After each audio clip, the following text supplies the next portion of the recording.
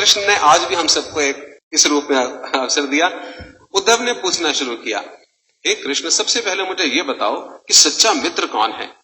कृष्ण ने कहा, सच्चा मित्र वह है जो जरूरत पड़ने पर मित्र की बिना मांगे मदद करे। उद्धव ने कहा, कृष्ण, आप पांडवों के आत्मीय प्रिय मित्र थे।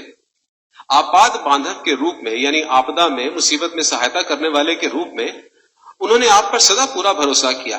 कृष्ण, आप महाज्ञानी हैं, आप भूत, वर्तमान और भविष्य के ज्ञाता हो, किंतु आपने सच्चे मित्र की जो परिभाषा दी, आपको लगता नहीं कि आपने उस परिभाषा के अनुसार कार्य नहीं किया? आपने धर्मराज युधिष्ठिर को द्यूत क्रीड़ा यानी जुआ खेलने से क्यों नहीं रोका?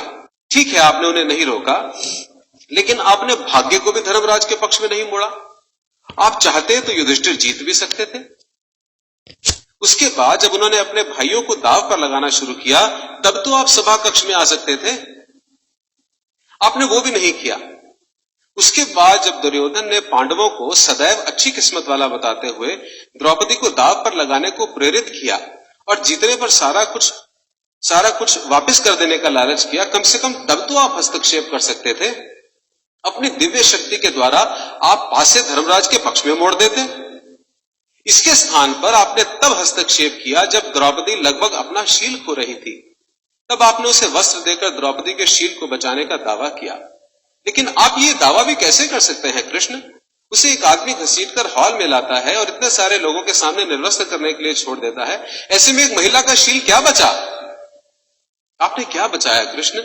अगर आपने संकट के समय में अपनों की मदद नहीं की तो आपको आपात बांधव कैसे कहा जा सकता है?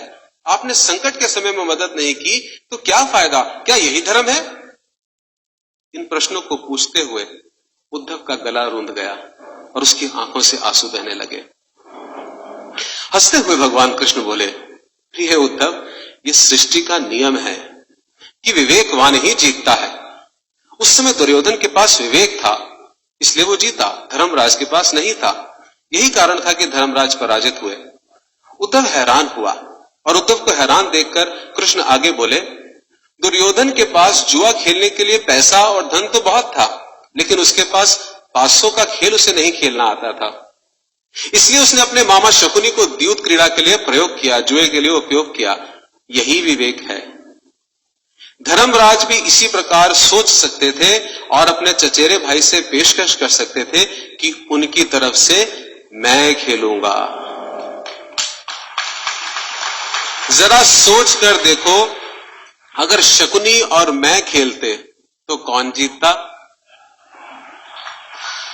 पासे के अंक उसके अनुसार आते या मेरे अनुसार आते? चलो इस बात को जाने दो, उन्होंने मुझे खेल में शामिल नहीं किया, इस बात के लिए उन्हें माफ किया जा सकता है। लेकिन उन्होंने विवेक शून्यता से एक और बड़ी गलती की। उन्होंने मुझे प्रार्थना में बांध लिया। उन्होंने मुझसे प्रार्थना की कि मैं तब तक सभा कक्ष में ना आऊं जब तक मुझे बुलाया ना जाए, क्योंकि वे अपने दुर्भाग्य का खेल मुझसे छुप कर खेलना चाहते थे। वे नहीं चाहते थे कि मुझे पता चले कि वो जुआ खेल रहे हैं। इस प्रकार उन्होंने मुझे अपनी प्रार्थना में बांध लिया। मुझे सभा कक्ष में जाने की अनुमति नहीं थी। इसके बाद भी मैं कक्ष के बाहर खड़ा हुआ इंतजार कर रहा था कि कब कोई मुझे बुलाए और मैं अंदर जाऊं। भीम, अर्जुन, नकुल, सहदेव सब मुझे भूल गए और केवल अपने भाग्य को और दुर्योधन को कोसते रहे। अपने भाई के आदेश पर जब दुशासन द्रौपदी के बाल पकड़कर घसीटता हुआ सभा कक्ष में लाया, वो भी अपने सामर्थ्य के अनुसार जूझती रही। उसने भी मुझे याद नहीं किया। उसकी बुद्धि तब जागृत हुई जब दुशासन ने उसे निर्वस्त्र करना प्रारंभ किया। तब उसने स्वयं पर निर्भरता त्याग कर, छोड़कर हरि हरि अभयम कृष्ण की गुहार लगाई। तब और जैसे ही मुझे पुकारा गया, मैं अविलंब वहां पहुंच गया।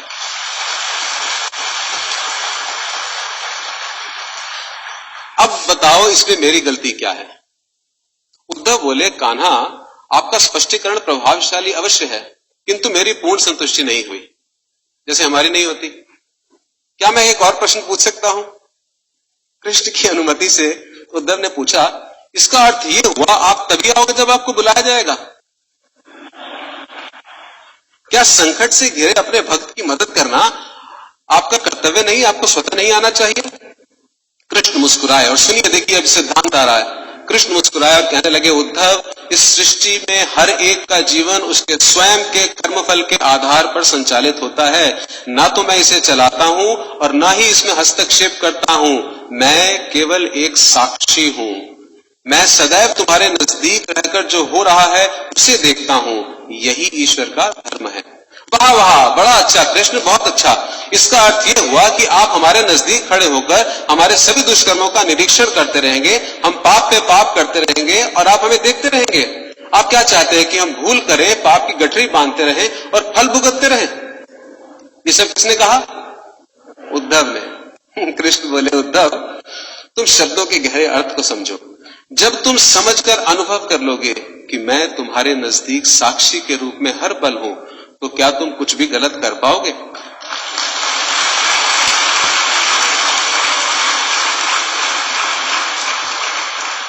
जब तुम ये भूल जाते हो और ये समझने लग जाते हो कि तुम मुझसे छुपकर कुछ भी कर सकते हो, तभी मुसीबत में फंसते हो। धर्मराज का ये अज्ञान था कि उसने माना कि वो मेरी जानकारी के बिना जुआ खेल सकता है। अगर उसने ये समझ लिया होता कि मैं प्रत्येक के साथ हर समय साक्षी के रूप में उपस्थित हूं, तो खेल का कुछ और रूप होता। भक्ति से अभिभूत उद्धव मंत्र मुग्ध हो गए और बोले, प्रभु, कितना गहरा दर्शन आपने दिया, कितना महान सत्य है। प्रार्थना, पूजा पाठ तो और ईश्वर को अपनी मदद के लिए बुलाना, ये हमारी भावना और विश्वास है। जैसे ही हम ये विश्वास करना शुरू करते हैं कि ईश्वर के बिना पत्ता भी नहीं हिल सकता, हमें साक्षी के रूप में उनकी उपस्थिति महसूस होने लग जाती है। गड़बड़ केवल तभी होती है जब हम इसे भूलकर दुनियादारी में डूब जाते हैं।